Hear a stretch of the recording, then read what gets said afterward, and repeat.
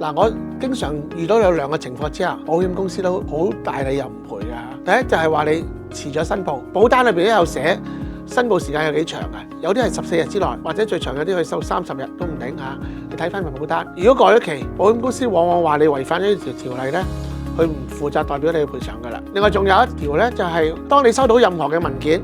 最主要梗係警方話要告你嘅文件啦，或者通知你上法庭嘅文件啦，你係要將佢交俾保險公司。保險公司都睇過個案情，佢覺得你係咪可以認罪咧？或者佢覺得，咦，唔係你錯晒㗎噃，有機會有爭拗㗎喎，咁佢可能揾律師代表你去上法庭嘅。咁所以如果你未通知佢，自己上咗法庭認罪咧，佢又好多時會用呢個理由咧唔賠俾你嘅，或者我話亦都好多時係會用呢個理由咧唔代表你去賠錢嘅。所以你收到警方又好，或者法庭嘅通知信要你上法庭都好啦，你應該將個封通知信咧交份俾保險公司。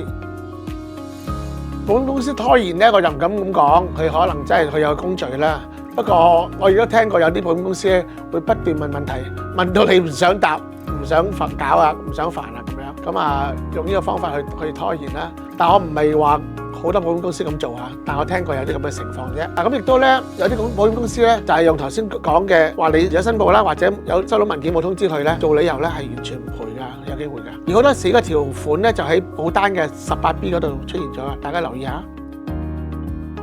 嗱，保險公司話咗唔賠，其實咧亦都唔係絕對唔賠嘅。我所知嘅經驗咧，係有啲客人咧就真係會揾保險公司再傾，或甚至乎揾律師樓同保險公司傾完之後咧，保險公司可以客人咧各自承擔一部分嘅。